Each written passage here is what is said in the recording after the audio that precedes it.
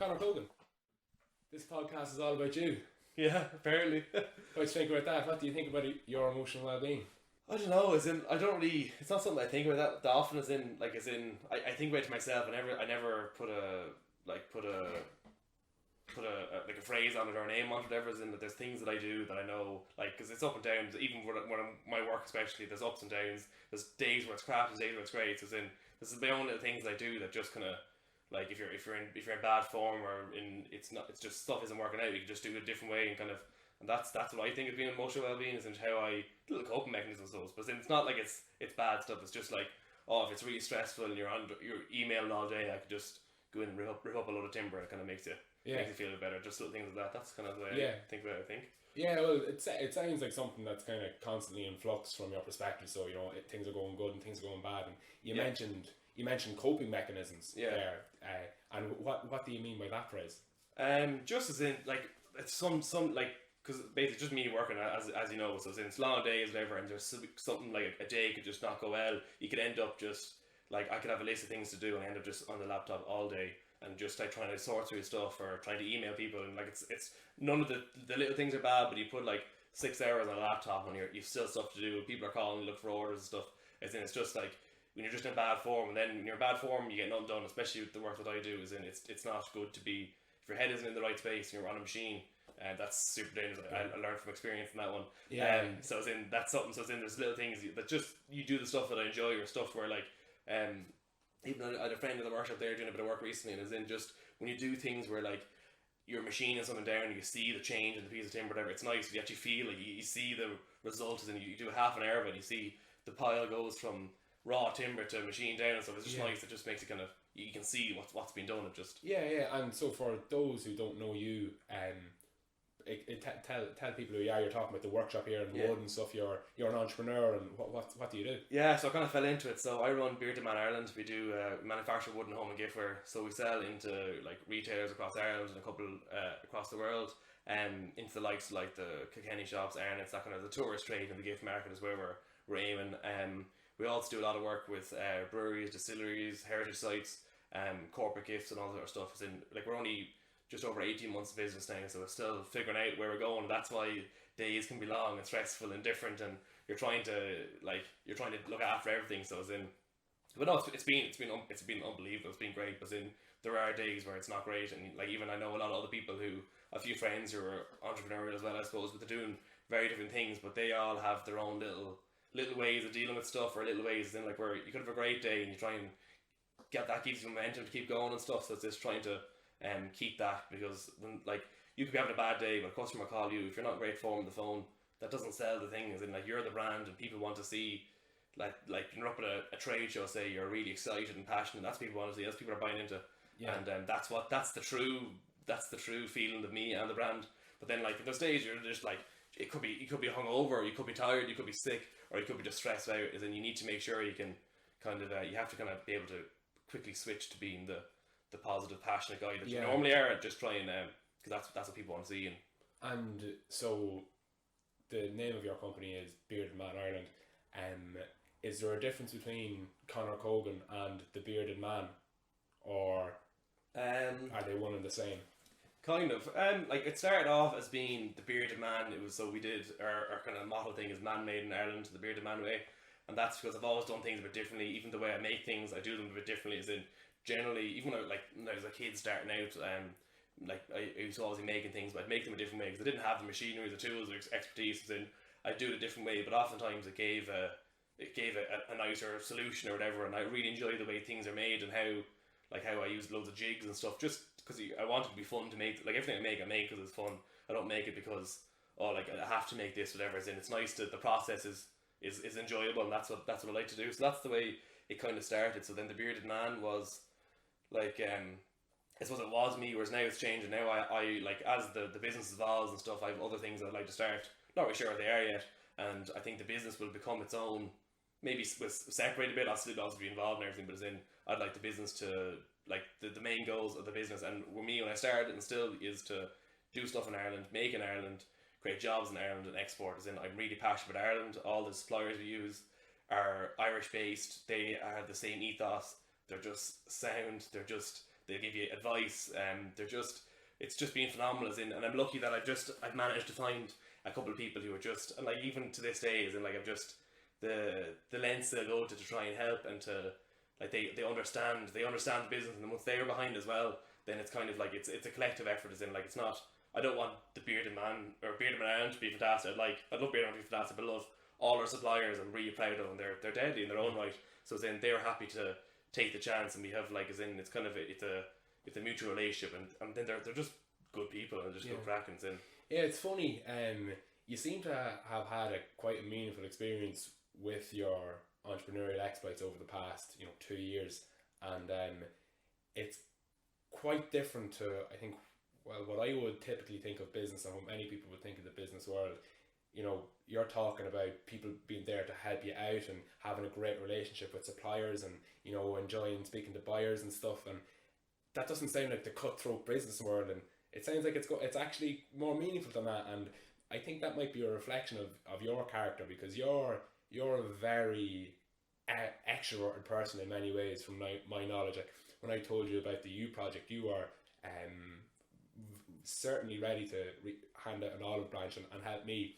Do you think that you have such a good relationship with your business partners because they're great people, or do you think that you have a part to play in that as well?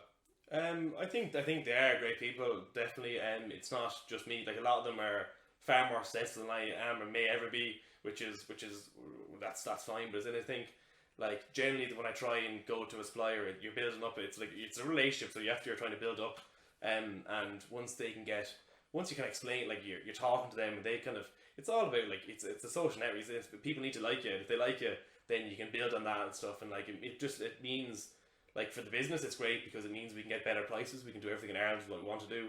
Like, even like sometimes, like, I was in with a supplier recently, and like, we're talking on prices and whatever, like, and I was expecting to be like, he initially quoted me twice the price, and then I was expecting be about a third of the price or 2/3 the price. It was like half the price, and I was like, but then he's taking the chance, because he's kind of like, look, feck it, we'll do it this way, and I'm ordering a load of these things, like 1,000 of them. So it's their boxes basically. I'm getting these boxes made, so I'm ordering 1,000, but he's breaking it down as in, oh, look, we can do the payment this way and spread it out and stuff. He's taking a chance, I'm taking a chance, but then it's just deadly, isn't it? It's a pleasure to work with them. Like, most of my suppliers like that, they're just really they're just like-minded. They're what they do and what I do is very similar. Their goals and their ethos is similar.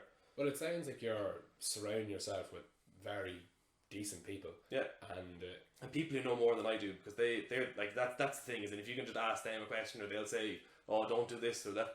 Geez, when I was starting out, I did this. Yeah. That's where its weight in gold is in. And people, as in, if that never happened, I have people that I go to and ask them, people who I respect, and like, it doesn't even, like, and that's one of the things that I learned early on, even from in previous businesses and stuff, when I used to do things, is in, like, it doesn't always take an expert. Sometimes people who have never any experience with it are the people who will give the best advice. So I remember, even, like, I'd say, like, my dad, like, he would have been like DIY around the house and everything, and he still does a lot of that. He'd be very handy with his hands and everything, but doesn't really have much experience with woodwork or anything.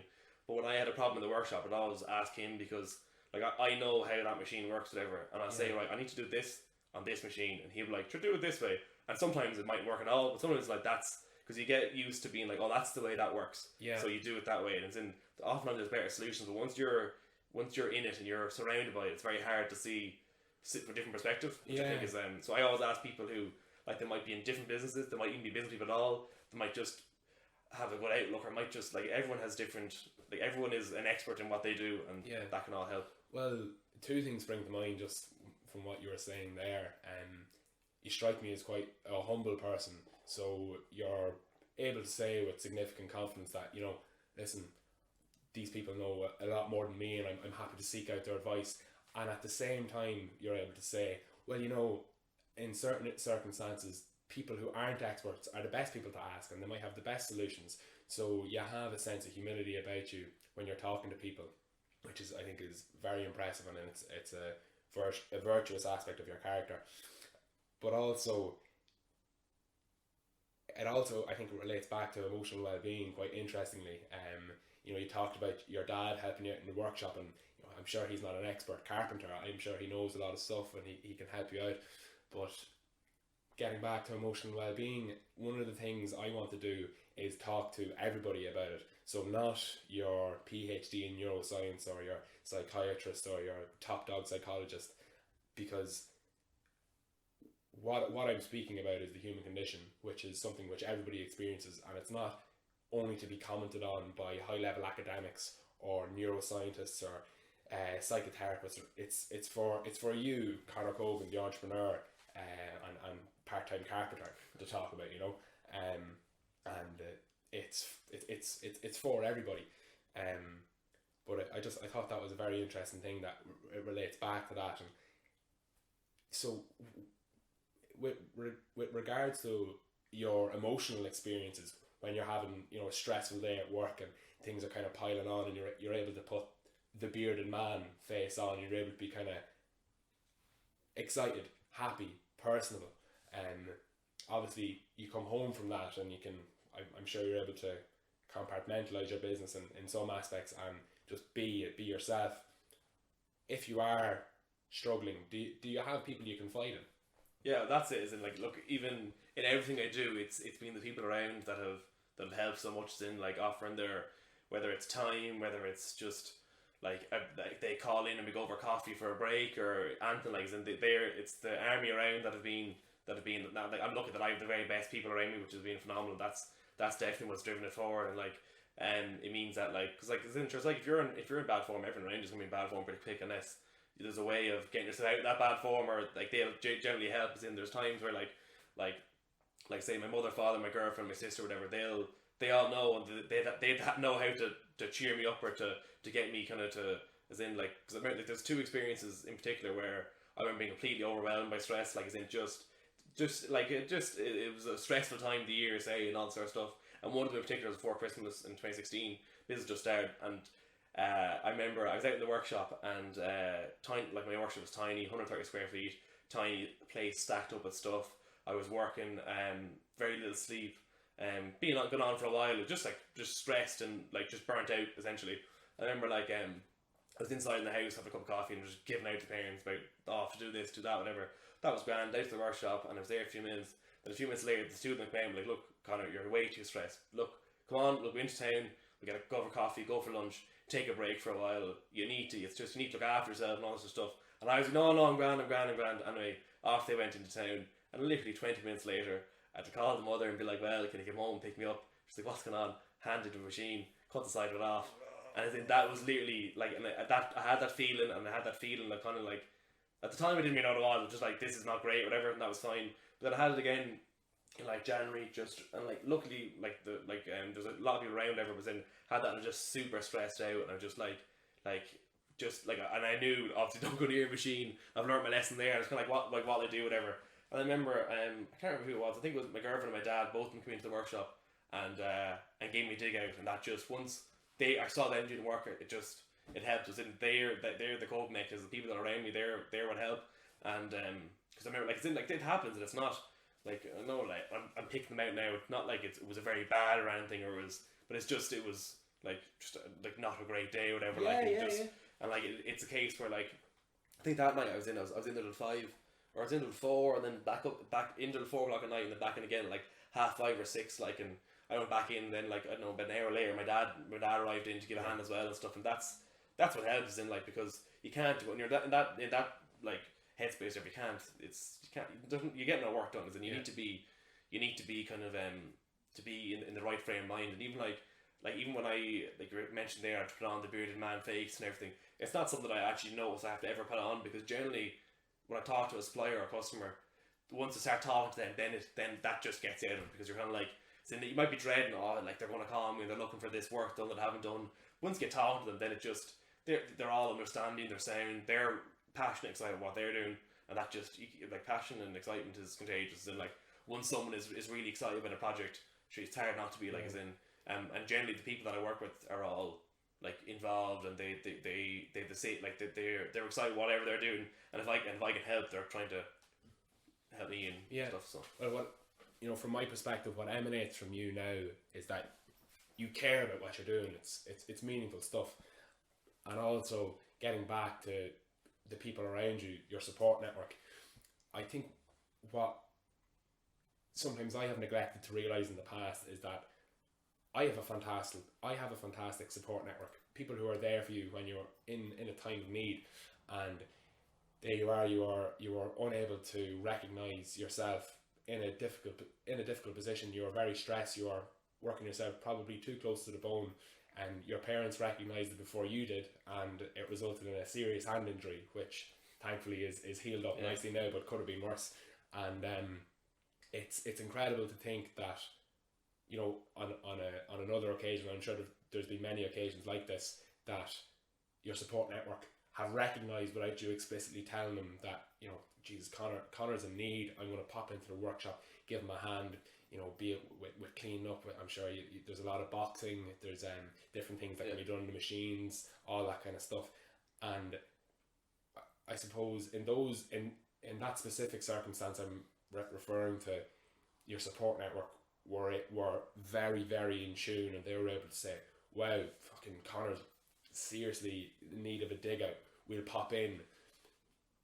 I think, unfortunately, in a lot of circumstances, whether it's down to the person themselves who is suffering, or maybe their support network isn't as in tune as would be beneficial to the situation, they don't do that, and the person is left struggling.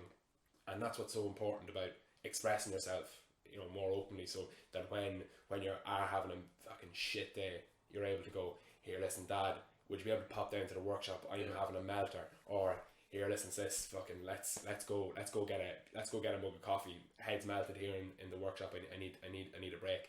And there you're explicitly calling out for help, and it also makes them more comfortable when they're in need. They can give you a shit because they know, oh, listen, fucking Conor's a good lad. Like, I'm always there for him. He's always there for me. We've a good and meaningful relationship.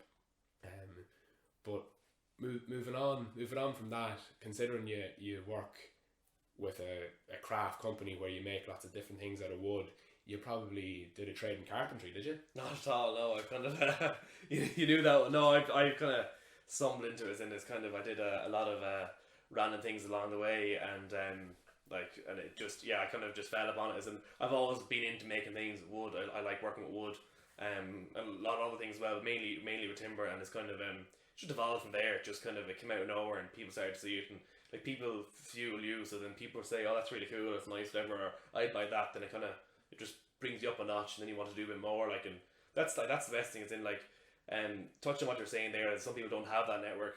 I think, like, people think, like, as an entrepreneur, running your own business is really hard and everything, because you're constantly, there's a lot of work and all this sort of stuff.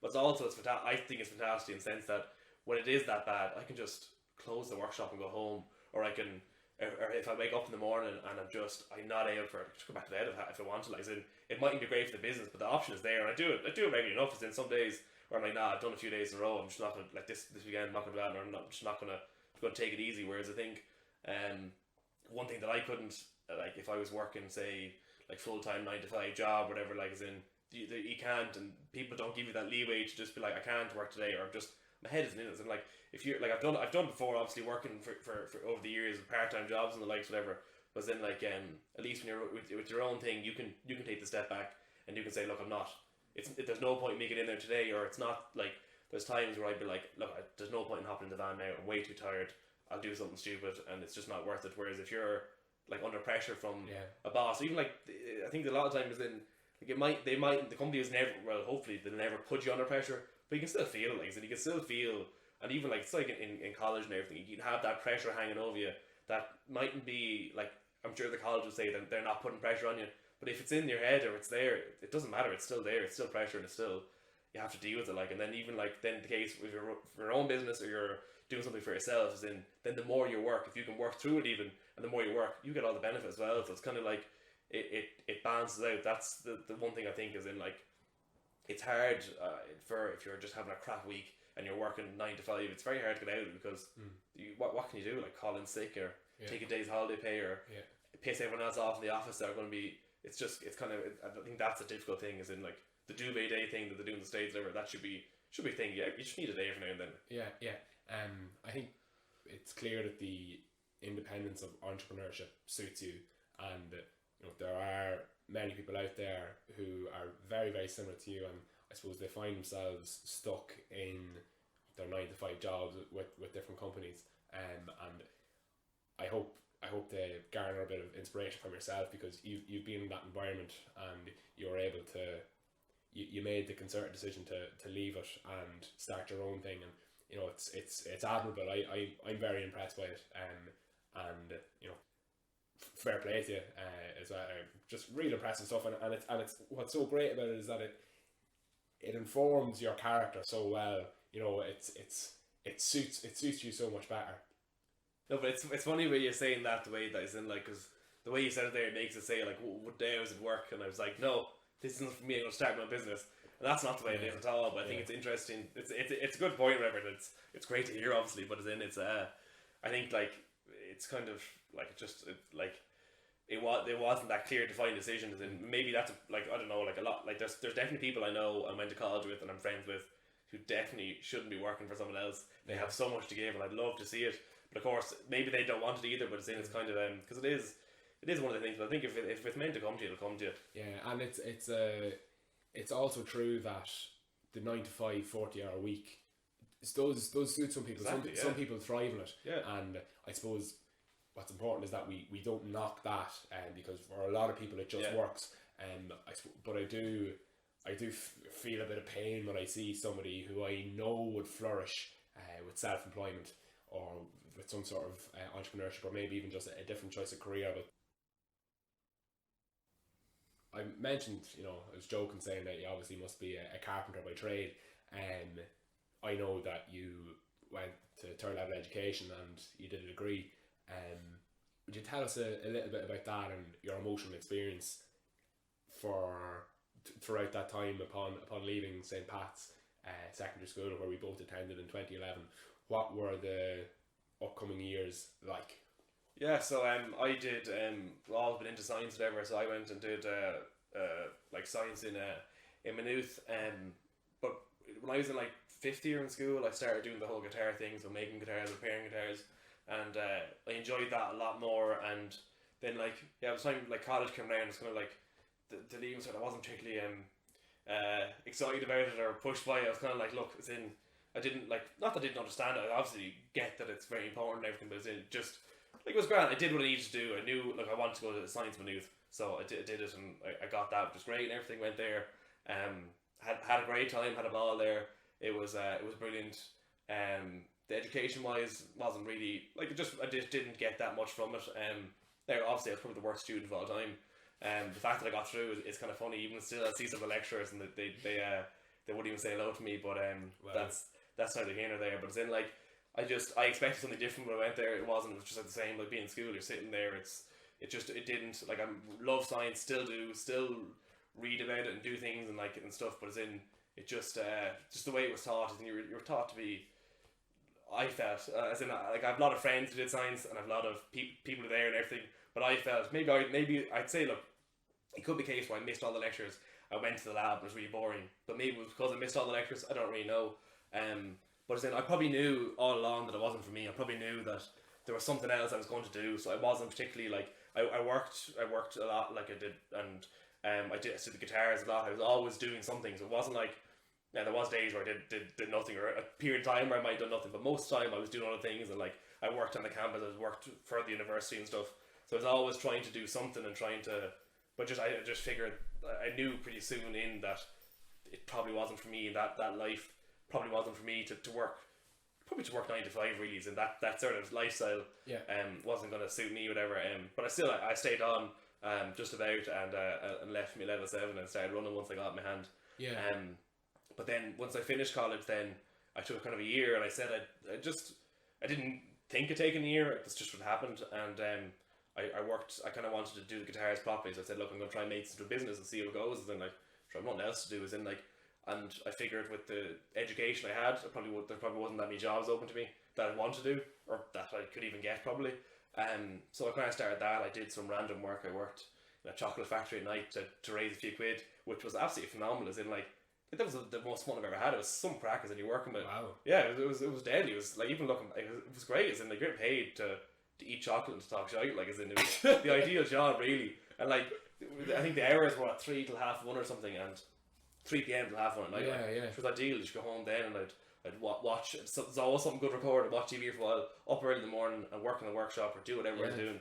And I definitely really enjoyed it. And definitely like because I was working and I got the few quid together, I could like kind of either spend it on whatever I want to spend it on, but also put into the business and start to create. As in, I started to have something to work with, like because and then like I got another job then, and I only stayed there for 2 weeks, which is kind of bad form looking back at it. But I kind of wanted to get the training. It was in a medical device factory, so they did all the can't think of the name of it now. That says it all, doesn't it? But they did like the manufacturing standards training and stuff, and kind of lean manufacturing, this sort of stuff. Okay. And I said I'd give that a shot as well. And I was just there for I was there for 2 weeks, I think it was, and I just got chatting to a couple of people, and they were all entrepreneurs themselves, and I was just kind of like, I want to try this out, and they were kind of like, look, I'm not going to tell you what to do, but unless you do it, you're not going to do it. Like, then you need to feel the pain to get over it, or to go for it. So I kind of handed him a notice there, and it was great because I still getting paid for 2 weeks after it, and it was great. And then all of a sudden it's like, oh Jesus, like, as in, like, I probably bit off a bit more than I could chew, but then just worked through, and it gave you, like, as in, people then helped out and stuff, and people got bits of work here and there that actually helped, that I actually enjoyed doing, for less money, but as in, I actually enjoyed doing it, so it was well worth it. Like, as in, I learned a lot more and stuff, and then it kind of it built out of there. So that definitely I think that was good. It's just good to, I think everyone should do it, like do a few random jobs, because there's so much you can get from, like, even the people, like, it's just and like I've worked other jobs where if I saw them in the street they wouldn't say hello to me, but like people I worked with there, they still do, and it's kind of like, I think that says quite a bit, I think, like, as in, like, sorry, you're talking about working in the medical device company. Yeah, the chocolate factory. And the chocolate factory. Yeah, isn't it? It's funny, like, I just think it, like, you could have someone in college, they say, like, you might know them in first year of college, you used to go out with them, whatever, like, not go out with them, but they used to, like, be in the same circle of friends, they mightn't say hello to you now. Yeah. Whereas, like, this people I work with there, and like, and I was only there for what, like, I was there for 3 months, like, it's I think it's funny, like, it was good, like, I enjoyed it. It's funny, people often take the piss out of me about this. My first ever job was probably the most meaningful one I've ever had, and I worked in a fruit and veg market, and it was because of the people I was with. Just the manager I had, his attitude to his staff was just incredible, and he really cared about us. And I remember on numerous occasions I was ill at the time, and I had trouble with my knees and stuff, so I had to walk to work, and there'd be mornings where I couldn't walk because my knees would be acting up, and you know, a half an hour before my shift I'd be like, oh, well Nicky, sorry Nicky, I'm not going to be there in a half an hour because my knees are acting up again. He knew the story. He's like, no worries, Pat, that's grand, sure, listen, hopefully I'll see you the next day. And he'd figure it out. He was just such a really cool guy. But he wanted to not to help, but he liked you, obviously. He liked me. Listen, I was dedicated. I was always there on time when I could be, and he saw that, and we had a good relationship. But you know, there was lots of diverse personalities there, and he had a good relationship with everybody because he cared. You know, he really cared. And you know, sometimes it doesn't matter what you're doing, if you're with good people, and if it's somewhat of a new experience, it can be very valuable to you. Getting back to the academic side of things, you don't have to be too diplomatic when you're talking about, you know, your interpretation of things or how you felt.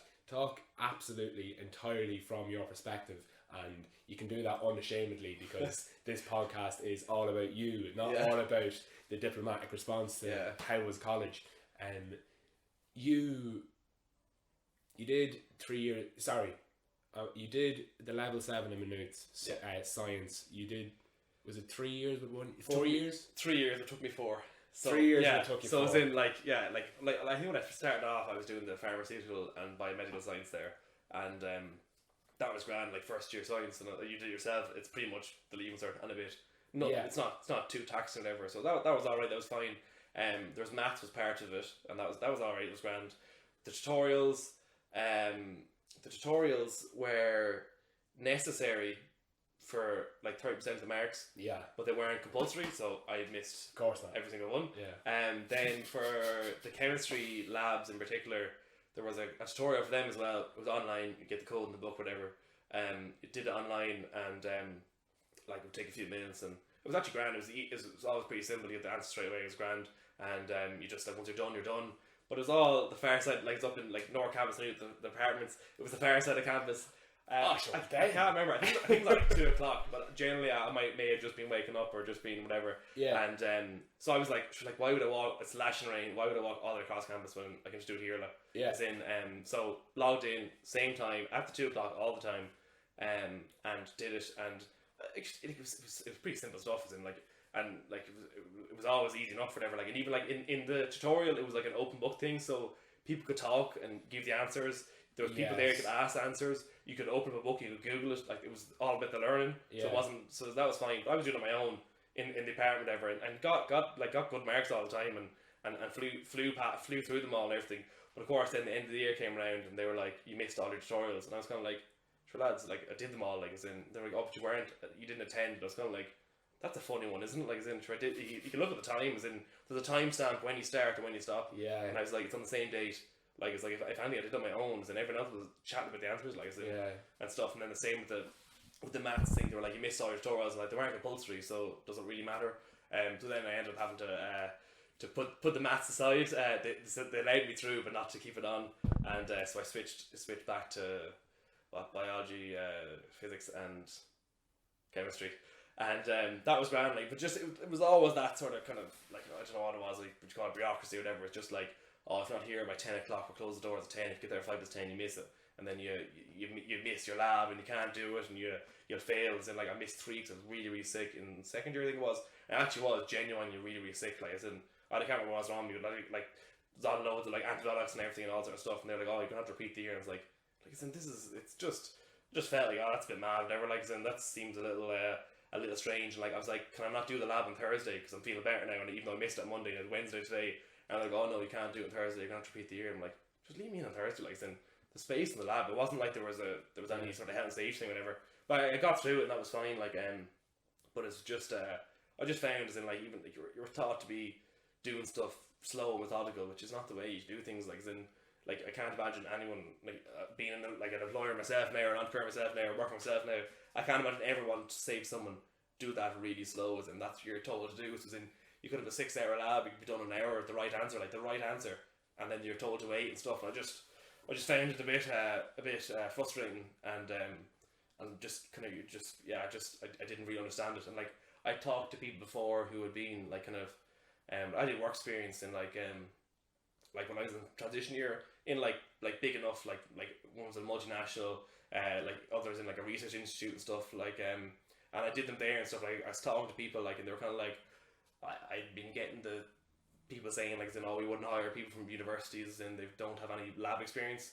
They're all lecturers, and saying it's people with rote learning, and it's not, as in, like, people saying ITs are much better to hire from because they're in the lab all the time. They have a lot more experience, hands-on experience, what people actually want, like, and the problem solving things. Like, I remember, like, there was a fella in one of my labs in particular, and like, man, on paper the guy was a genius, knew everything, like. In the lab, couldn't pull it together. Like, as in, he was just that kind of learner who just learned stuff off. As in, if you said, I don't know, 2 + 3 is whatever, and he said, oh, what's 3 + 2? He'd be like, oh, as in, it was that sort of thing. Right. And like, I remember one time we were doing one lab a year in chemistry was like the puzzle lab, whatever. You're given like 10 things, like, figure out what they are. So you just do loads of tests and figure out what each thing is and everything.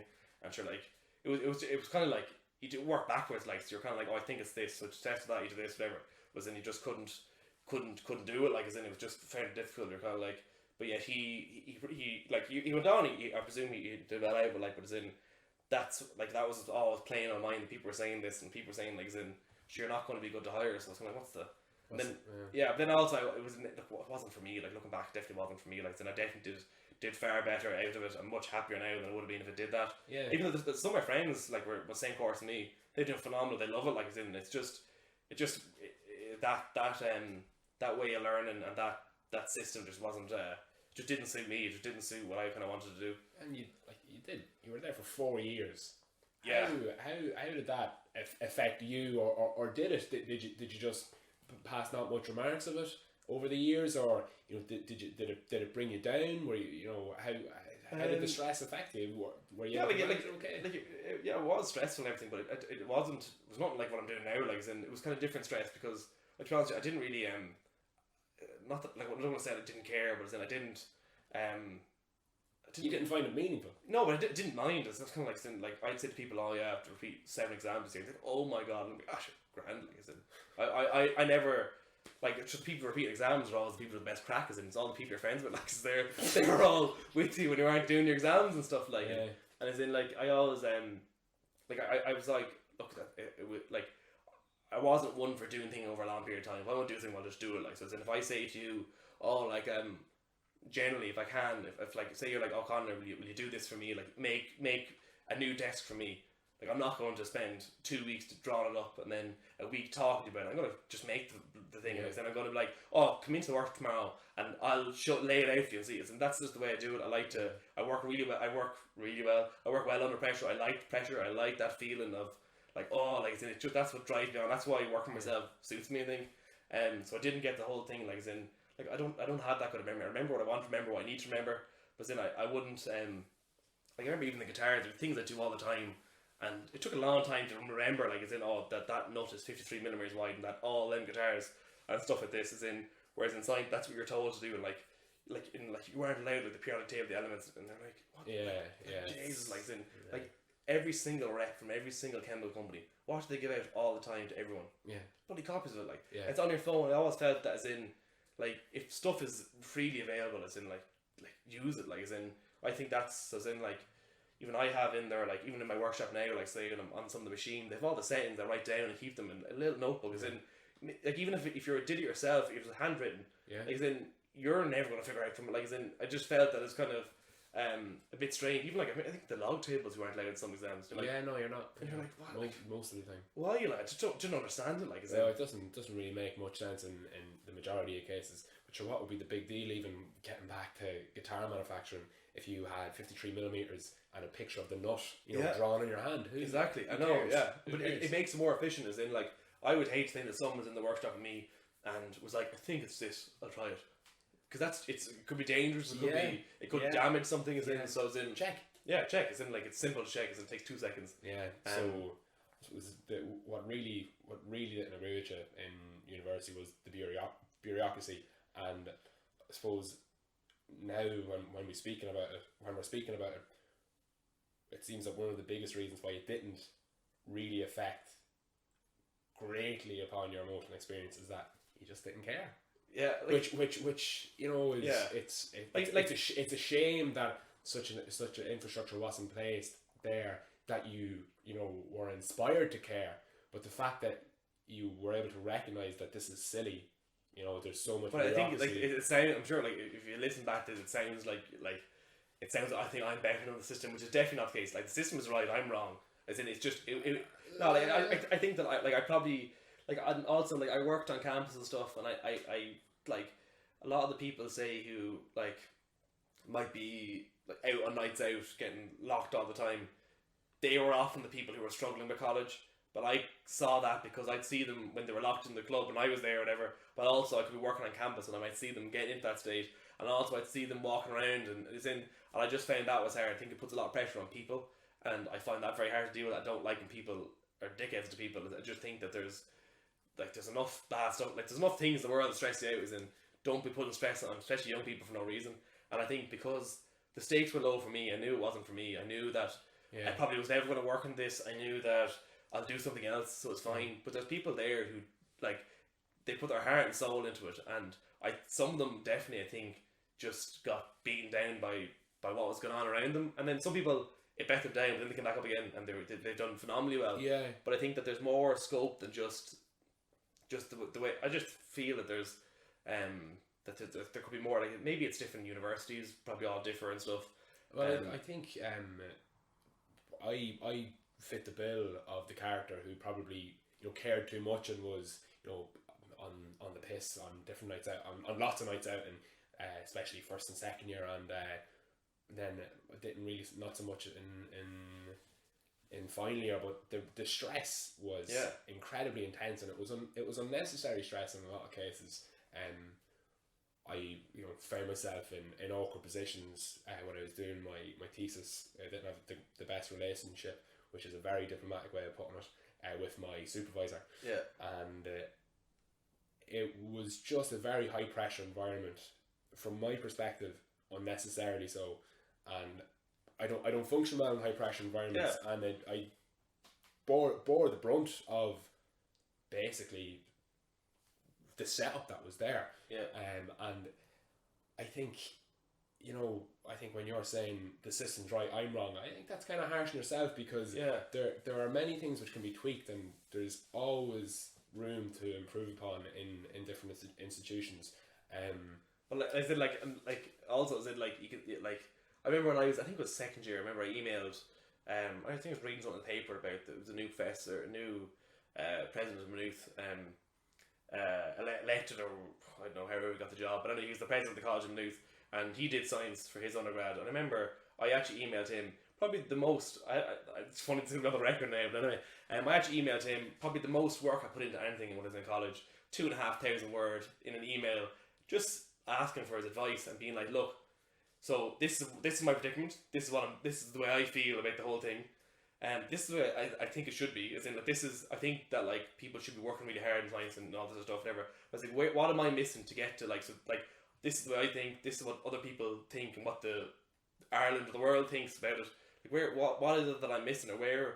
Like, can you explain to me why this is the way, or how I can help, whatever. Like, remember, I don't know, it was a week later or something, got an email back being like, oh, please talk to someone in your department. It's like, that says it all. Even like, I remember when I was graduating, I was like, will I snub him? Will I bother shaking his hand? Like, I don't particularly think too highly of the fella. But like, I guess he has a reason. But then I was like, look, like, I'm sure he gets loads of emails and everything all the day, but just like, look, but if he gets loads of emails all the time, he should have secretaries who go, flag, this one's important, or he has a well-trained secretary that's able to, you know, pretend they're him. But it was at the very least. But it was a complete cop out, I felt. And like, even like, I know, like, from working on campus and everything, like there's certain, I'm sure you'll know from UCD, like, there's certain like people who may have caused you more pressure, or you felt more pressure from them. Because the way they did things, whatever, like, and there's people in Maynooth, definitely, a lot of them I actually wouldn't have experience with that much. But like, I remember, like, I could be working on campus and remember the one time in particular, got a call, a fella collapsed outside Duns in Maynooth, so I went down and whatever, and but no, sorry, I was out that night, and just walking a few, we had a couple of beers. Like I was in Maynooth most of the time, I actually, like, I wouldn't have been drinking we'd have been like a couple times a week, but we'd only be a couple of beers, whatever. It wouldn't be, except maybe in first year might be a bit more, but anyway. I remember walking down, like all of us pretty much, like, weren't drunk or anything, and looked across, and across a bin there was a fella slumped across a bin, and it wasn't like he was lying across the bin. He was in like a position of your body where there was no muscular, like, it wasn't holding him up. He was completely passed out, whatever. So I remember, like, went over to him, and because I was working on campus, I had all the training, and I felt I had to do something. So I remember I called the people who were actually on call on that night at campus, I think. And I got someone to call an ambulance, and I went over to him, looked after him, whatever, and he kind of came around and stuff, and like, the ambulance in Maynooth comes from Blanchetown, and takes a while, a bit mad. Takes a while to get there, can take up to an hour sometimes, which is kind of worrying for a student population like 12,000. But anyway, called the ambulance and waited with him and everything, and like, he started to come to again. He was getting sick of it. Then he was crying, like, proper, like, really, like, he's a big lad, like, it wasn't like he was like proper, like, not roaring crying, but just really, like, emotionally crying is the way to kind of describe it, like. And he was just saying, like, what was going on, and the pressure he was feeling. He was doing science as well, knew all the people he was talking about, and I was like, this is ridiculous, like, this is insane, like. Or like, I remember there's one time where I had to do I had to look after someone who was pretty in a pretty bad state while I was working on campus, and that was grand. The ambulance came, and they were taken away, and they're fine. It was all good.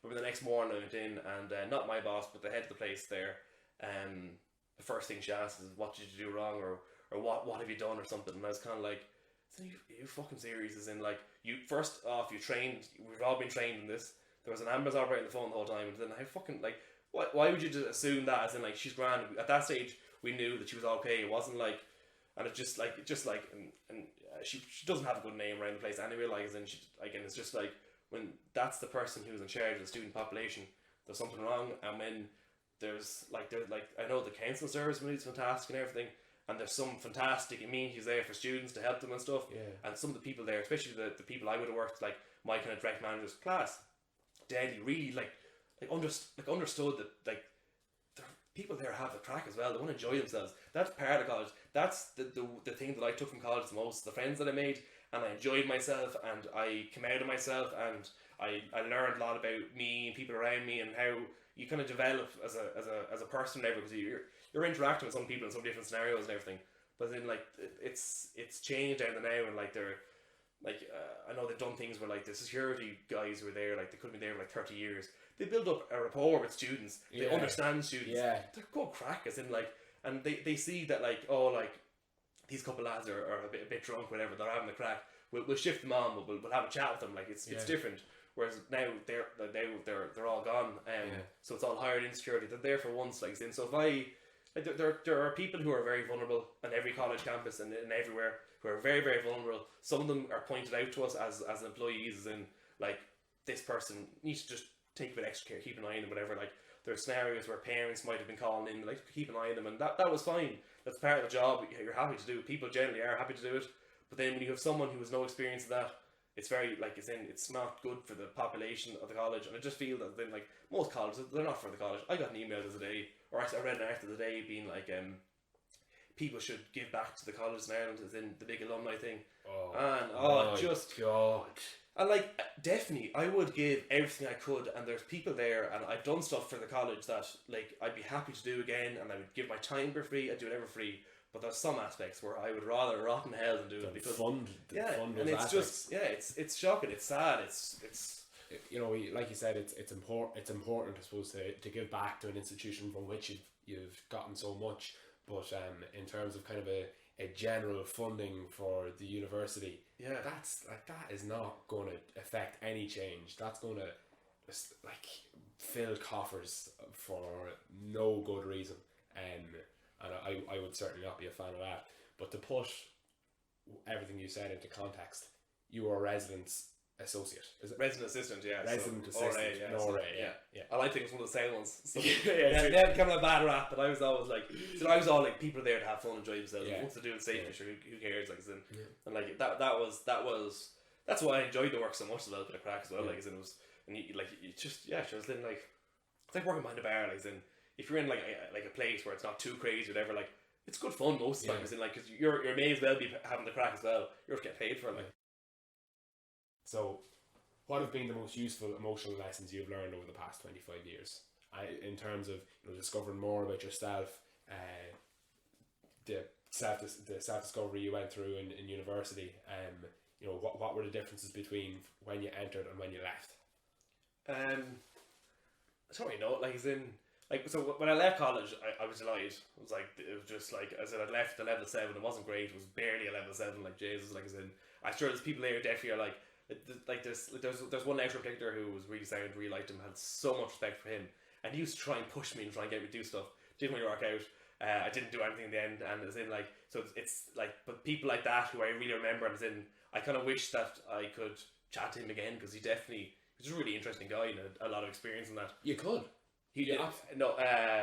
I've seen him since, and he wouldn't say much to me anymore. He's pretty quiet these days, doesn't say. But now I suppose I don't know the ins and outs. Sorry to interrupt you as well. But in relation to things like that, coming back to the original philosophy, which rings through everything I do today, the whole idea of having nothing to hide. Would an email to him saying, "Listen, I hate the way the last few times I've seen you, and our relationship has degenerated into kind of one of an awkward glance, and kind of continue walking, and I'd love for us to meet up and chat about what I'm doing now and the inspirational effect you had on me in my college years, and I'd like to seek your advice on present exploration, but also thank you and show my appreciation for how important you are to me."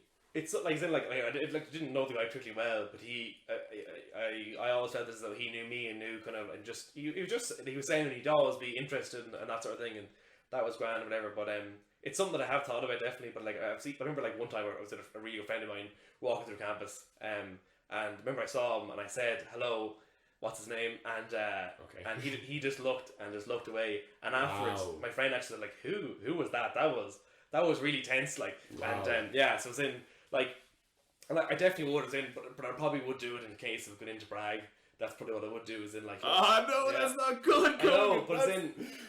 But sorry, don't be judging you. No, that's but it's not that. It's just like I'd like to go in and just be like. I think he seen me because actually I probably should have said it earlier on. But after being in Blue there, I went back to the masters there as well. Like so, I just did the masters.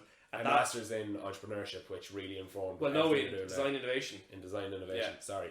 But I think that the way like I've seen a couple times since, and I'd say he's probably wondering what I was doing. I don't know, but anyway, I think that like what am I trying to say here?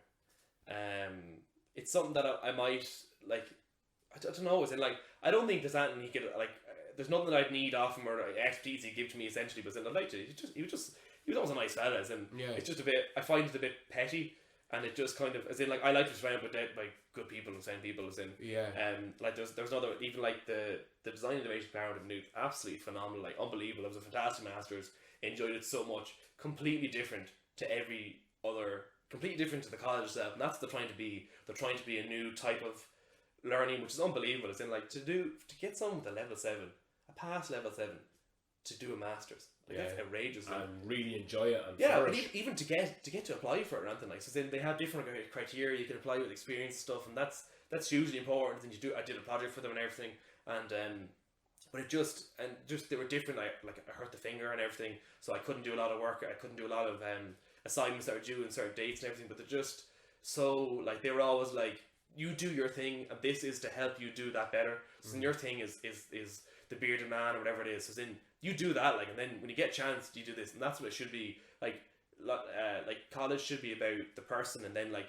you're given the tools to do whatever you need to do. So then like, oh no, say you want to be a scientist or whatever, as in like you're not becoming science, you're becoming a scientist. Like, as in, I just feel as in they were much more as in like even after lectures, like you could like the lecture would be over and then hang around or like, and then maybe it's because a master's a smaller class size and everything, but I actually don't even think it's that. I think it's just the people there. They're just much more interested in everything and just. But then they're much like they're people that are all about. They're people how people interact and use things. They're designers, they're product designers, so that's what they're all into. But I just think that it's phenomenal if every course was more like, or if course were more like that, or universities more like that sort of ethos. It's phenomenal because like there's such a wide range of the class, from like people just out of college to like industry professionals who've been doing what they're doing for 20 years, who are like in really high up jobs in huge multinationals, but you can chat to them and they're like, oh, like then do this and do that, whatever. And it's just like, I think like there's people in their 20s, 30s and 40s, maybe 50s in that class, which is phenomenal. 24 people, like, so I think that's what it should be more. And it's not like where in science and like the mature students are all seen as the diseased mature students who sit in the front and ask questions, like, and that's not right either. Like, and there should be a more, I don't know how to solve it, it's not for me, but I just think that there could be a better way of doing things. Like, well, I think that goes to show that it would be a wrong sweeping statement to make about you to say that third level education wasn't for you or academia isn't for you, because you thrived in your masters, and that might be true for a lot of people. So I suppose for those who are disillusioned with third level because they had a bad experience in college, or for those who have yet to go to college but they're putting a bit of consideration to what they'd like to do, I think the take-home message is you're interested in science, so you thought, oh, I'll go and study it, it'll be great.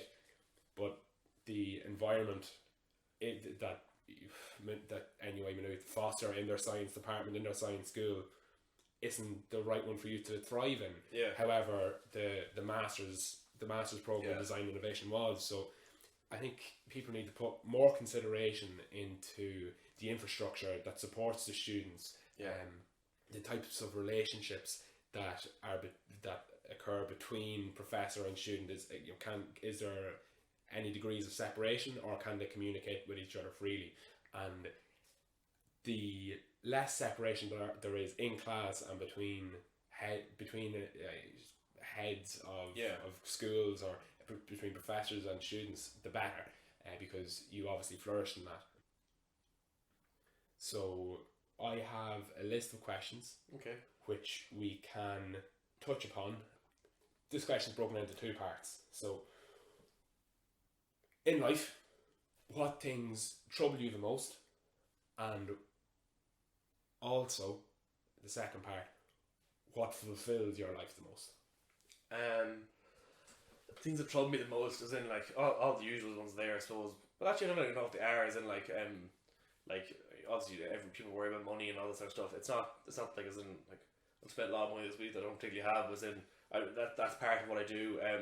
The thing that I'm probably most worried, like that troubled me the most, is there's something I'm missing out on. As in, is there something that else I should be doing? I always I kind of be in the sense where like as much as I love what I'm doing now, and I want it to flourish, and it will flourish, and it'll be great, and it'll, but it needs to go on its merry way and become its own. It becomes a bit more separate, I think. Because there's other things I'd like to do. I don't want to end up being, I don't know, 40 years of age and being the bearded man, because it's just, I've other things I'd like to do and like to experience and like that. I don't. Something I don't really know what they are. Like as in, it's just I just that's something that is definitely, because it's hard. Like as in, look, it's fantastic. I love it so much. It's fantastic. It's definitely like all the things in my life. There's nothing I regret. Everything has shaped, come into up to now, and that's been great. But it is hard. As in, it's stressful. It's lonely. As in, like I've actually a person in the workshop now I've hired, which is nice to have someone else around, which is deadly. Was in. It's just like. And it's like I was thinking about this before I came in, and I've been thinking about it recently for a couple other things.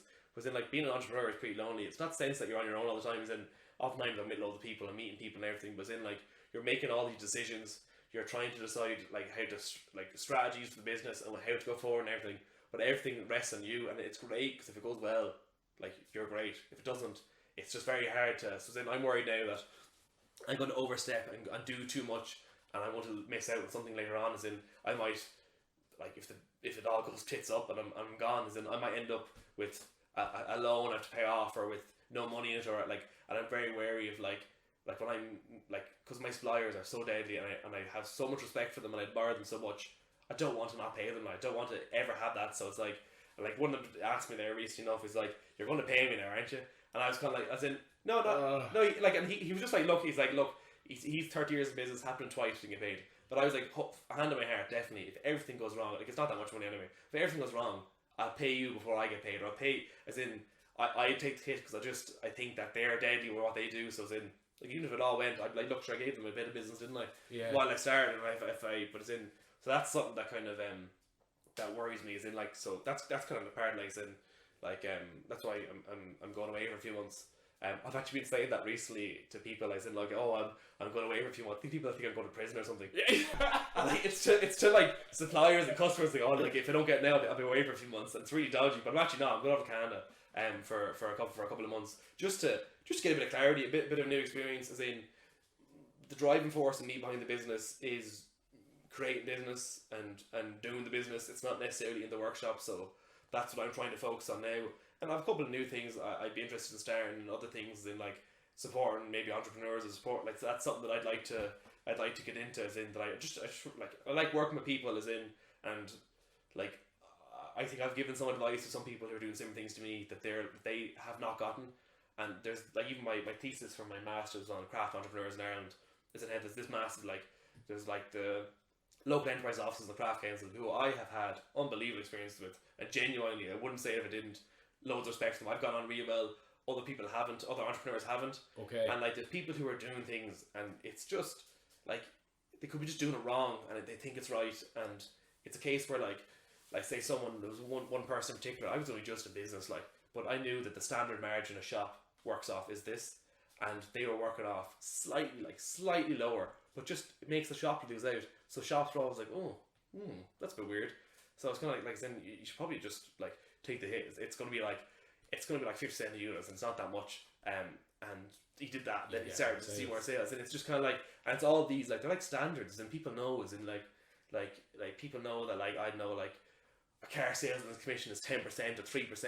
As in, if you went for a job and like, oh, I'm going to take 20%, you're not going to get the job. Like, yeah, it can be a fantastic. Yeah, exactly. Yeah, it's kind of like it's little things like that it's easy to know. Where people are like it's just like, so then that's why I'm lucky that a lot of my suppliers, well, I talk to them, and like if they need advice, they'll just message me. And like one guy in particular, and every time I go up to him and I meet someone else who's there, the minute I leave that workshop, there's an email, just quick introduction, guys. It just connects us together. Yeah. And then I get more work from it, which is great. They do work for me, which is great. Yeah. But also if you need any advice, Grant, and it's just, and then they might think of someone else, and like most of my work now is word of mouth. People, I have one customer now who's looking for a lot of stuff, but they are buying into what I do and the ethos and the Irishness, and that the stuff is done in Ireland because they're manufacturing stuff in Ireland as well, and they want to use suppliers, and they've got huge ambitions, so they're like, let's bring us all up, and that's phenomenal, and that's what it's about. So that's what I'm trying to be part of that network, which is what I'm trying to do. But I think I kind of want to. There's other things I like to do as well. I'm not sure what they are yet, really, but I never really turn that down. Anything like even like something like this is in like I think you were saying like it's in like, oh, you sure? Why not? As in like, yeah, like I love talking. I love talking shite, and I love talking things that I'm passionate about, that you're passionate about, and that's what people feed off. As in like you're having like that's what it's all about. So you like say like the likes where I'm having a bad days, and I'll just talk to someone who says something good and that's what perks you up again. Like that's what keeps you going. It keeps it worthwhile. Well, your enthusiasm is absolutely infectious, and I think that, you know, from what I gathered there, what troubles you is what people annoyingly label FOMO, the whole idea of a fear of missing out on another opportunity, on another project. And I think it's admirable now that, considering Bearded Man is probably at its peak in term. Sorry, I know the Christmas period would have been its peak of momentum, but in terms of leading up to, I suppose, this year's Christmas period, it's really, really generating a lot of momentum. And yet you're able to say, no, what I need is to take a break, take a step away, move the camera, you know, have some new experiences, and see if I can, you know, maybe spin the business off to some degree where I'm not as involved, so I can pursue some other projects. And you will dial down that fear of missing out, which is important to you in terms of, because having a fulfilling experience. Like, it is a completely selfish move, and I'm doing it pure, like even like say like the mother is like, no mother wants to see their child like emigrate or whatever. And I don't want to be like that. I'm going completely by choice. And like, I'm going with my girlfriend, she's going by choice as well. It's just for a new experience, whatever. But as in like, my mom is absolutely delighted that I'm going. But she's kind of like, you need to go. As in, and people who know me well and who will have seen me around, like not seen me around, but as in like who will know the business, are like, you definitely should, because you need to just. Like, you just take a break, as in like, and that for me is taking a break. Even though I can go over there and work 50 hours a week, it's still a break, as in it's just different. As in, even like when I'm here, I spend all like most of the business is on a laptop. That's the way it goes, like as in, and on phones and stuff. So that's what I'm doing here. I can do that over there. I just feel as though like if I lose it all, I lose it all. But then I think that I won't come out of it well if I keep going. Even like there's a couple of really big opportunities I'm chasing down now. And if I wasn't going away, I wouldn't chase them down, because you just wouldn't be able for it. It's just, I think it's interesting. People are kind of like, so you're going to go for a job that's a couple of thousand units, and like you're going away in 6 weeks, and I'm like, yeah, of course. As in, because I know that there's, I don't know, it's just like a relief. Like, even when I book the flight, it's just a relief. And like a lot of people don't know that I'm going away. People don't like it's irrelevant to all my customers and suppliers, really. Like, as in, some of them would know, but as in like, it's not going to change the business in any way. But as in like it's even when I booked the flight, I was kind of like, because I had to come to the decision where like I either go now or else I'll never go. And well, once you keep replying to emails, you keep on filling out your invoices. You know, they mightn't even realize that you're not in the country when you're over there. Exactly. But it's a case where like to grow the business, like then everyone is, like you need to offset. You need to. I can't do it all. Like, and even like I'm like, even with like the couple of people who are helping out, it's too much. Like, as in the one thing I found out, I set the phone to not refresh emails until like 9 o'clock or 8 o'clock every morning or something. Nice. And some mornings I wake up and I'm like, oh, sun outside, happy days, and all of a sudden, bang, and 20 emails arrive in. I'm like. Or like there's one day, there's the other day there, I went through every single, because I leave them all in red, so I kind of 30 emails in red, and they're all like important ones that are on red. So I went through them all, finally down to nothing, no unread emails. Literally half an hour later, they're back in again. Like, and that sort of stuff is hard to do, especially when like I have an order to get out, I have to make these, I have to order this, I have to do this, and end up it's just like, and even it's important for me as the business is to leave it work without me there, because. Like no one's like what if I'm working there and then all of a sudden something happens to me, like I get injured or I'm sick, then you can't, because like my suppliers rely on me to get paid. I'm not like, if I got sick and the business closed up, like I'm not going to not leave them get paid. The people who are hiring, they need to get paid. I want to create meaningful work for them that to get paid well for. I don't want any of this, like I don't want a shop full of people at minimum wage. I want to actually it's important to pay people for it, because like they all have value, like in even though someone is saying to them, they were like, it's a good crack, I'm happy to pay them more because it perks me up, like, as in, well, it's brilliant. You have the foresight and the knowledge of yourself to know that if you did stay at things, you would be you'd have gone in too deep for too long. So I'm proud of you to know is that you have the knowledge that I need to leave for a bit, have some new experiences. And you mentioned that it's a purely selfish thing, like selfish acts are a bad thing. And one thing I help myself with is realizing that selfishness is not always a bad thing, because if you're selfish, you're likely to be looking after your emotional needs at times, and if your emotional needs are met, you're going to be a better boyfriend, a better brother, a better son, a better friend, a better human being, and that's an incredibly important thing. So to be selfish, you kind of have to be doing stuff for other people, and to take time back for yourself. Yeah, so like if you consider fucking people over being selfish, well, it's not that selfish, because you're going to have no relationships at the end of the day. Exactly, Do you know? So I think there's a very nice point where selfishness and selflessness converge with a good ethics and a good morality. And with you talk about the things that you find fulfilling in your life. You know, other business ventures, pursuing other ideas, and one of those ideas is supporting entrepreneurs. Yeah. So a selfish exploit for you literally involves helping people. So you know, that's you know, I would encourage selfishness all day long if that was somebody's idea of living a fulfilling life. Oh yeah, I'm sorry I'm being so selfish, but I just really want to help everybody. You know, okay, you know, you can keep on being selfish, and that's a great thing. So that's that was that question. We'll finish up, I think, with 2 more questions. This is the second last one. The last one will be a quick one. So your thoughts on different aspects of the human condition in general, you know, anger, grief, happiness, fear. Do you have any distinct interpretations of those emotions? Do you experience them? Do you feel like you experience them the unique way or a distinct way, or are there ways that you manage them effectively and that you'd like to communicate to the listener? I don't really know. I don't think feeling all them feelings is a bad thing necessarily. If I'm angry, like I don't think it's. I don't want to never be not angry, like, or never be angry. It's not something that I strive to be. If you're angry, I think it's not something that I think is that. But it depends what you're angry about, obviously. But it's not something that I shy away from. If you feel these things, just feel them or whatever.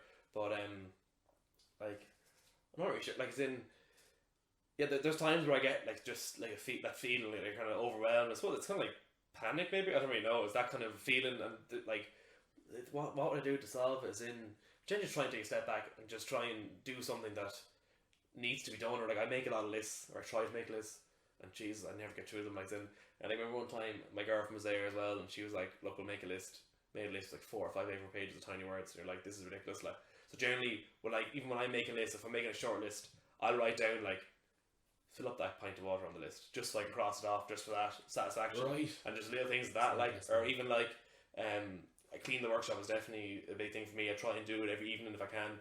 But if I'm having, even some days, if it's just been a bad week, I'll go in Saturday morning, clean the workshop, and go home again. It's kind of like it's like a clean slate. It's just that's something that I think is that definitely helps.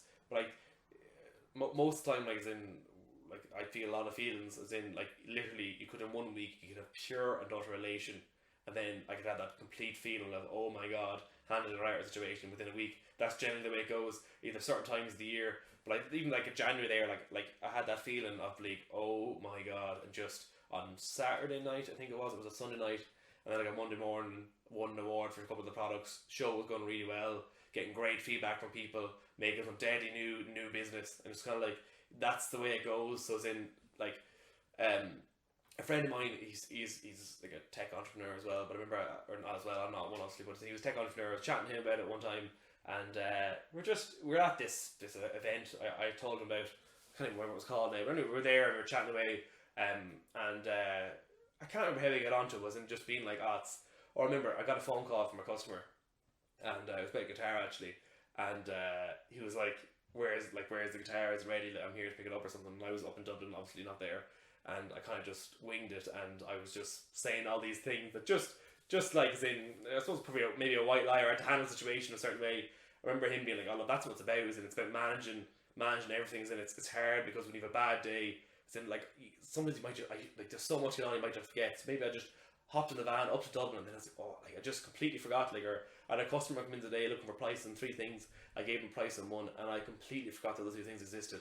And he was kind of like, oh, did you do them? And I was kind of like, look, I'll be honest with you, I completely forgot. And he's like, look, don't worry about it, that's fine, it happens. Like, I was just like that, whatever. But I remember he was telling me that because he's like, it's just him in the business himself. A lot of his work is over Skype and stuff, so then it's kind of it's a little bit impersonal, and he finds it hard. He gets up in the morning, goes to the gym and all that stuff, which I'd love people to do, but I'm just not able for it.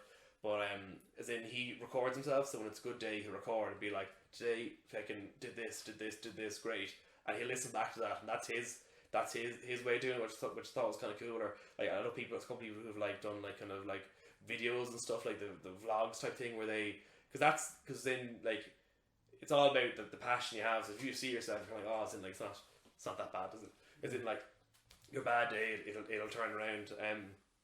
But I just think that like, yeah, so that's kind of like I haven't really figured out what the best way is. It's always kind of evolving and stuff. Yeah. Just try and do something, or have a shower. Yeah, have a shower. It's great. It's the best one. Like, it's not, got a haircut today, shaved the beard, had a shower. Yeah, because just looking fresh. But no, it just makes you feel like just like getting undone. It's meant to do this. It's like, look, just have a shower. Look after myself. Yeah, exactly. Just in the physical. Yeah, exactly. Yeah, and just like or like say like it's great. Like just get a piece of timber and just run it through a machine and make sawdust. It's great. The noise. You can't think about anything else. Yeah. It's that's a really, really good way of getting rid. Like even it's like whatever you're doing, just go out and just do like something physical. I think is always a good way of doing it. Like. Yeah, well, if a few things shine through there from what you've said to me, like I've picked up on is you mentioned when you're talking to a customer and you're supposed to do prices on 3 products and you only think of 1, rather than feeling that anxiety consume you and thinking, oh shit, how am I going to bullshit this fucker so he doesn't know that I fucking didn't do any of the work that went. You just said, oh listen, I'm sorry, I totally forgot, and it was no big deal. Yeah. So that forthcomingness is very helpful in maintaining a healthy sense of emotional well-being. So delighted to hear that. And also, you're engaging in activities which are going to make you feel better. So something as simple as having a shower. I presume you know yourself now that, oh listen, I'm feeling like shit, I feel fucking horrible in my own skin. Exactly, I'm uncomfortable. Listen, I'll have a shower and I'm guaranteed to feel better 10 minutes later. And that's it is like, even like I've heard other people talk as well. It's just a great way to just make yourself just get out and we're all like it's gas.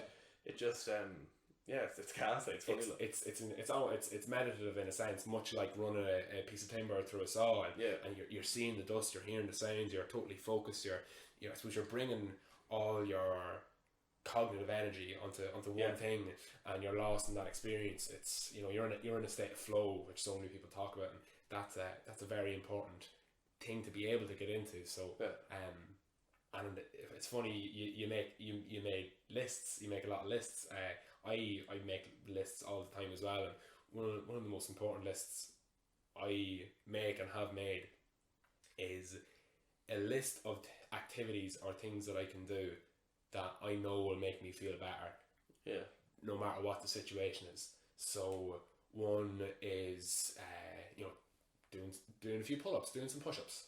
That I cannot but feel better after I do that. Another one, having a shower, just like yourself. I will feel better after I have a shower. Listening to some good music, or watching a good movie. Reading a good book. Chatting with somebody. That's a big one. Talking to somebody. That's pretty much top of the list. That openness of expression will always make me feel better, and it will it's almost a cleansing experience, in that it's not only in my body anymore. It's not only in my mind. Exactly, it's out once there. Together, I think I always find that kind of hard one, because I hate to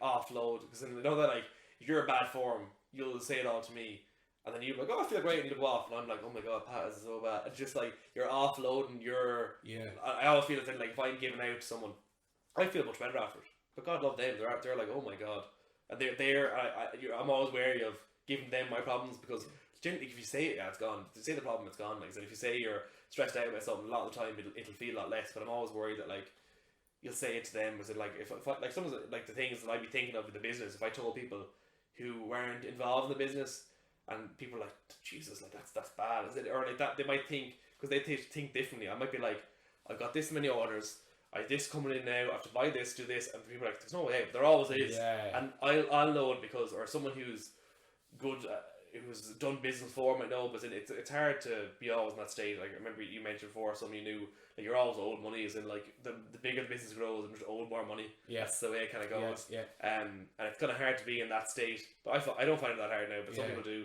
Yeah. I know if I said to my dad, like, he couldn't say that to him, he wouldn't understand, like, he just like, Jesus, like, you're and it's kind of, when I try and uphold and sell the idea of having nothing to hide to people, or being forthcoming, or total disclosure, I think a very important thing to factor into that is being appropriate. Yeah. So, I really think people should absolutely express themselves whenever there's anything on their mind, but there are some instances where you must be appropriate. So, for instance, if you communicate your financial stress is in that moment to your dad, well, that's not an appropriate thing to do, because you have the background knowledge, which tells you, I know everything's going to be grand, but I'm stressed out about it at the moment. Whereas your dad will go to bed going, oh fuck, Jesus, me poor son, his business is going to go under, and we're going to have to bail him out. Ah, geez, I don't have the money. Oh fuck, So you can certainly tell him, oh, listen, Dad, I'm having a bit of stress with work. Things aren't going the best, but I know everything's going to be okay. You've effectively communicated that you're stressed, but you've been appropriate in not freaking him out about finances, because you know that financial things do upset him. So I think we can always I always strive to be as appropriate as I can. Now, I'm not putting an outrageous filter on my mind. I'm just trying to be compassionate when I'm speaking with people, But at the same time, I'm absolutely trying to express myself. Yeah. So, listen, sometimes I fail, and I suppose this podcast is trying to inspire people to be more open about their innermost experiences. So it's always worth a try, and you won't always be appropriate. You won't always articulate things in the way you want to, but it's better to try and miss the mark by a little bit and not try at all, because you're likely to suffer sincerely. I think we're both lucky in the case where I think we have a fair, or I think I've grasped what helped me, and what you grasped helps you, is that we have very different struggles. I actually don't know yours fully because I haven't listened to your podcast yet. So different lives, but anyway, as in, I think that's I count us both lucky, I suppose. As in, I know it's like even when I remember I cut the finger, I was like, you're very lucky. I'm like, am I lucky? As in, well, you are. As in, like, it could be a lot worse, but as in, I always find it hard when, personally, you probably know more than I do, but as in, like, if you see someone who is struggling, like, trying to, as in, I think it's hard for people to help them, because, like, as in, unless they know themselves really well, or everyone's different, like, and as in, like, I remember even in the news, you're kind of like, how do you approach it? Like, how, like, if something you genuinely don't know, but you can kind of see, like, as in, like, even as a man the other day, like, and just a fella walking down the street or something, he's like, there's the look of the weight of the world on his shoulders, or we were chatting to him or something, and it's just like, I find that very hard to see someone, you can just see in their face that Jesus something, and you're kind of like, well, listen, one of the questions I asked you was, what are your thoughts on emotional well-being in general? Anger, grief, happiness, fear, ... the list of emotion goes on. And the reason I asked you that is because you have an opinion on each of those things if you think about it. And what I'm getting at is you have experienced those emotions, and you, being human, have insight into the human condition. You can pretty much do no wrong if you see somebody and who's in despair, or who is struggling emotionally. If you are compassionate and loving, and even if it's just an inquiry, like, listen man, how you feeling? Or if you don't want to talk about how you're feeling, I just want to let you know that I love you and I care about you, and I think that something's up, and if you do want to talk to me, you can. And that might lead to a greater conversation. And you should be confident in yourself because you're a decent human being and you're going to be able to show compassion and you're going to be able to relate to some of those experiences. You mightn't be able to understand everything, but there are certainly going to be points to which you can relate. You might meet somebody who is suicidal. Well, you mightn't have felt suicidal before, but I'm sure you've felt despair. Yeah, exactly. I'm sure you've felt sadness. You know, although the intensity of that emotion has been dialed up in this unfortunate individual, that's not to say that it's a totally unrelated experience. It's just it's a part of the human condition. You know what I mean? So I think I don't mean to be pretentious enough to be offering advice, but I think for you and anyone who's listening, if they suspect that somebody is struggling, or you know they're very, very sure almost that somebody is struggling emotionally, one thing I'd say is if you want to help that person, just talk to them. Yeah, exactly. You know, you just say, listen, how are things, man? You can even phrase it in the context. Listen, I don't mean to be brazen, or I don't mean to be rude, or I don't mean to rub you up the wrong way, but you know, I want to tell you that I care for you. You know, I love you. Is there anything on your mind? Because maybe I'm picking up something, and are you suffering?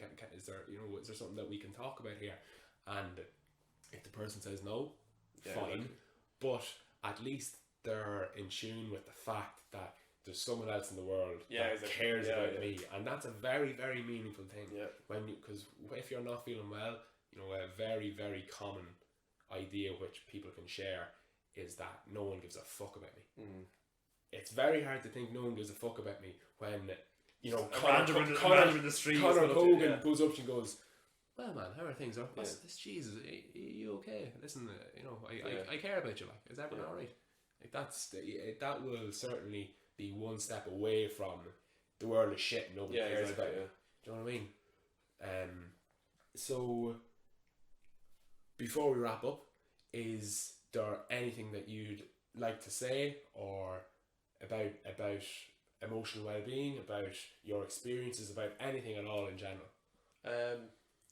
Like, I think something I was asked recently, what advice would I give to entrepreneurs starting up, whatever. Like, the biggest thing is, like, I've been lucky as in just talking to people and asking people. So maybe, I don't know, if you like, if you're unsure about something, you're struggling with something, definitely, like, there's so much help out there from people, or people are great. People don't get enough credit for how good people are, and just so, like, I've never had a situation where it's been really bad or anything, or I've been lucky that there's not nothing particularly bad has ever happened to me. So I've never had that feel. I've never been severely down or anything. So like, I'm not even qualified to give advice, but I just think that, like, people are fantastic. People have a lot to advice to give, and they're good. People are just great. As in, I think people don't get enough credit, and people are like, oh, like, sure. Like, people I've worked with before who would say, or customers, suppliers, ever, and be like, oh, like, sure, deal with him. Oh, he's not a prick. Like, I've met him. Sound like lovely guy. Like, to hit upon a certain point again that I love for you to go home, maybe think about, is you know, you said you never suffered greatly being down upon reflection, and you don't know if that qualifies you to, you know, be able to give advice or, you know, kind of help others. That's bogus. You know, you absolutely are able to, you know, share your experiences and help other people. You don't have to have been fucking diagnosed by the local psychiatrist as having had clinical depression for 6 months to be able to, you know, help dig somebody out of a hole, or, you know, lend a helping hand. Being human, you are experiencing the human condition, which is a universal one, and you can share your experiences, inform people much like they can share their experiences and inform you. And with that, thanks again for coming on, Cogan. Thank you very much. Cheers. It was great. Enjoyed it. Thanks very much. Great.